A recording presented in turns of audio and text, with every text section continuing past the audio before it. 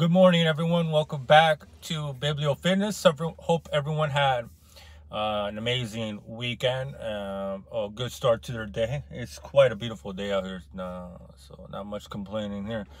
So I have started The Religious Nature by Nietzsche in the chapter in Beyond Good and Evil. Which is probably one of my favorite parts, really, is when he talks about religion and Christianity. And he begins with this analogy or whatever, how the human consciousness is this giant force, this giant plane of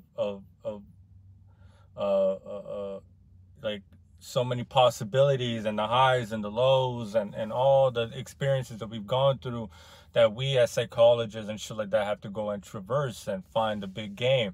And what a lot of people tend to do, though, is they use dogs, they use tracking, they use help from others, they try to get help from other people in order to find that. But he says, he leads to the conclusion that at the end of the day, you're gonna have to do it yourself. Like, the few things that you can find out are going to have to be done by you.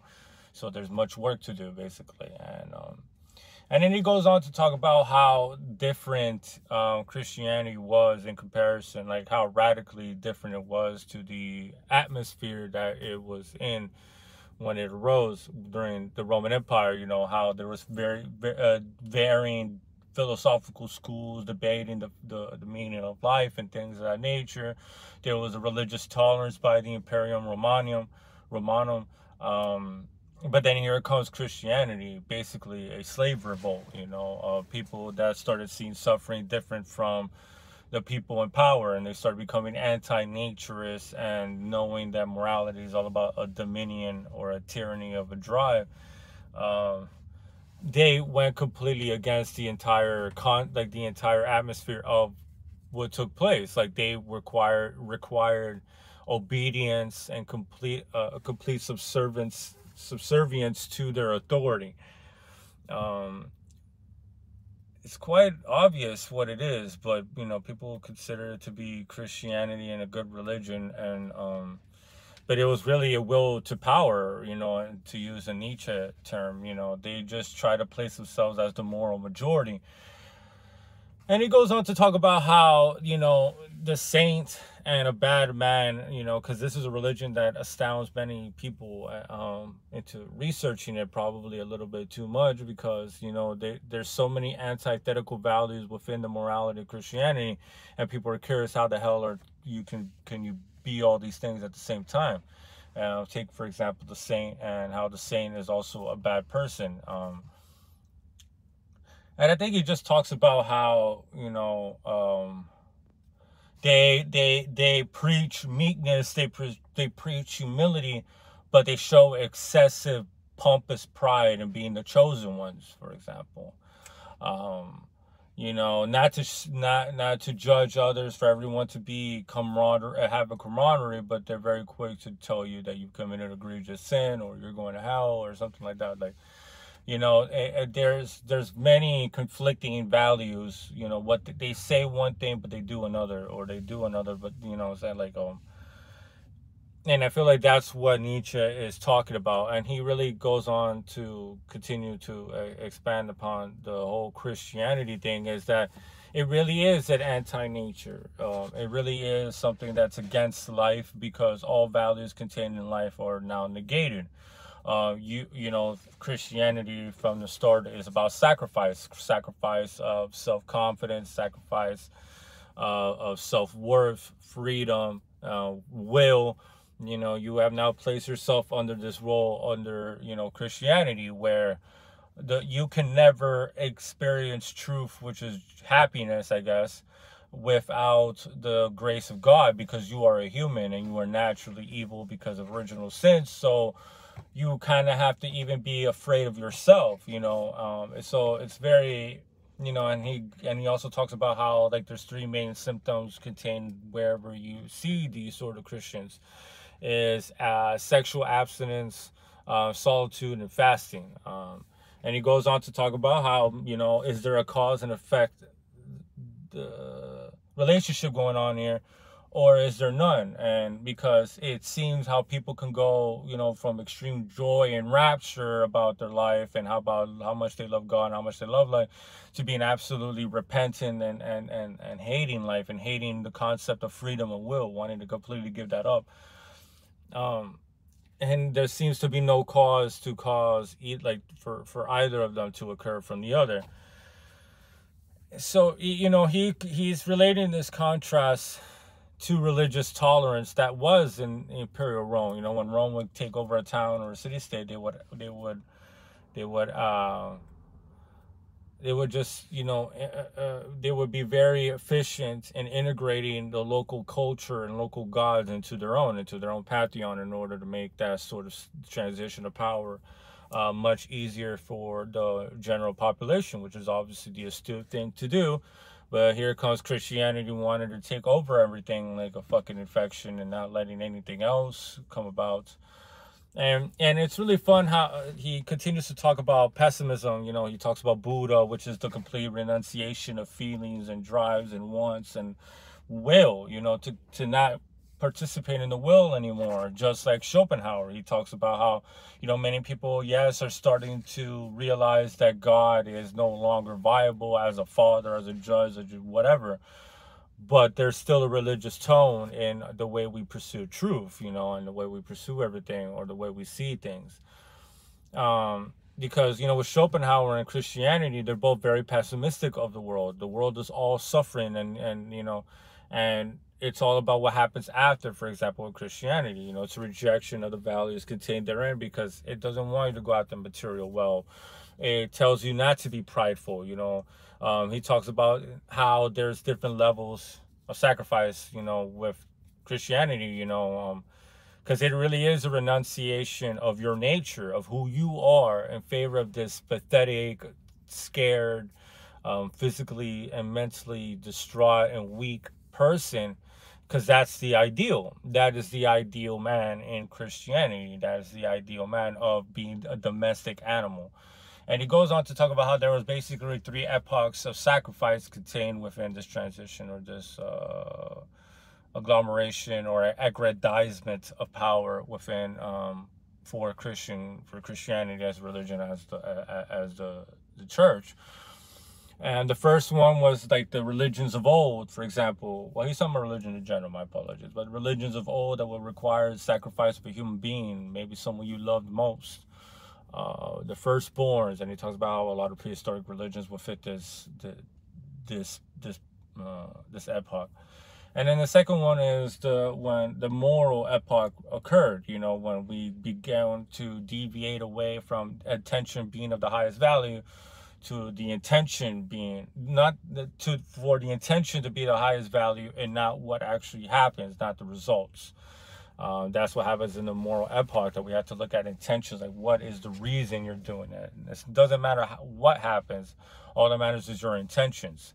And I feel like that really, that he talks about how Christianity really inverted value, it was a reevaluation of antique values, how he says it.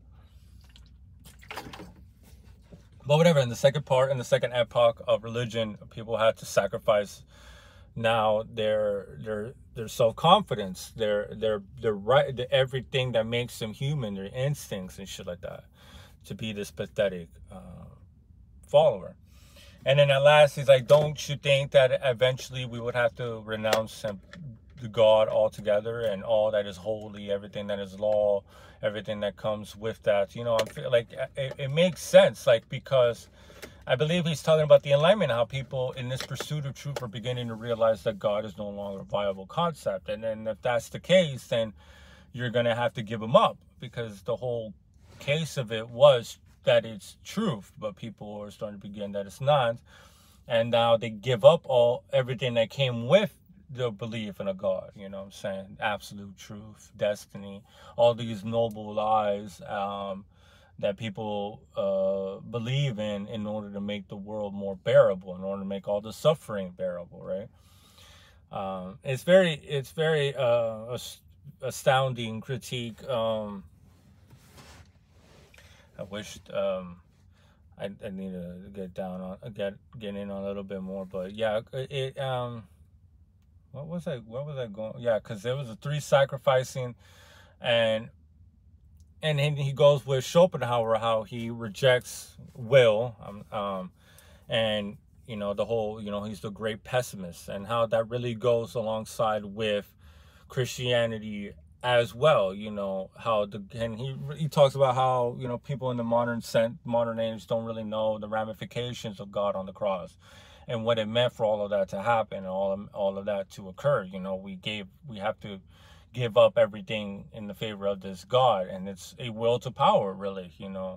They now hold the moral trump cards, and in order to be the moral grounding of the world, they had to commit completely immoral acts. They had to kill, they had to lie, they had to genocide, they had to do a whole bunch of things in the name of this God, because at the end of the day, it doesn't matter. The ends, the means justify the ends, right? Yeah, the means justify, not the ends justify the means. The means justify the end. So they're all in the clear. And it's just one of those other things that really, you start, I mean, this is a critique that's been going on for a long time, that God is just as an excuse. It's not really solving anything. It's, you're just placing yourself in servitude towards these people, and you're saying no to life. And the last thing that I read was how he begins to think, like, once you begin beyond this concept of good and evil, and you're no longer tied by these moral scruples that are tied to the concept of good and evil, right? These religious connotations contained therein, and realize that there is no good and evil, really. There's only opportunism, and there's only relativism. You begin to look at the world, because he talks about how he wants to bring back pessimism from the half Christian, half German notions espoused by Schopenhauer, Schopenhauer and Buddha. But once you get past those levels, you start to see, like, maybe you could get the other ideal. Instead of looking at the world and all its suffering as something to avoid, because that's what you do in Christianity, right? You're avoiding, you're trying to run away from punishment, you're trying to numb yourself with the love of this God to envelop you, and in order to bear through and just make it to the other side, But with Nietzsche, he says you could chase the other ideal, the self-affirming man, the world-affirming man, the man that says, I love suffering, and you know what? He wants it to occur again and again for all infinity. That's how much he loves this. That's how much he accepts what it is.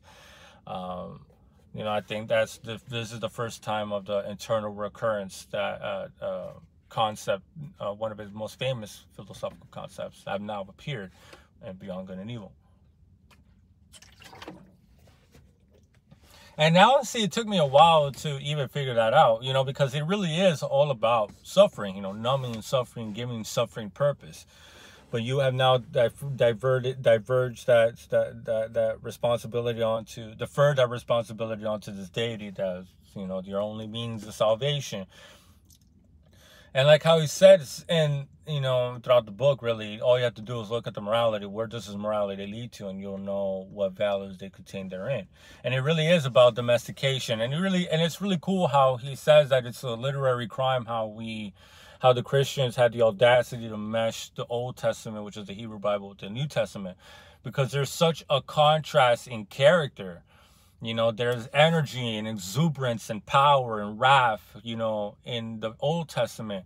And it talks about how there's poems and speeches and events that not even Greek and Indian literature can rival. And for it to transition to the New Testament, which is more to the taste of modern people and their egalitarian ideas or utilitarian ideas, is, all about pity and mercy. And it becomes very shallow and very low energy, very, sleepy. With its meekness and shit like that. So he says it's a literary crime, and it really does harken back to how, and it really shows how much, Nietzsche really loved his old Greek mythology and his Greek philosophy, is because he harkens back to those moments when we took on the world head on with our head held high, and we took on the sufferings and the trials with a smile on our face, not running away from it, not shying away, not using God as a shield, but taking it head on. And, Christianity really inverted those values and told you not to do that, that it's pointless, that, Um, it's really cool, man. You know, it really is the complete opposite of Christianity in ways that I didn't even notice before until now. Obviously, you know, this guy is on a whole nother level.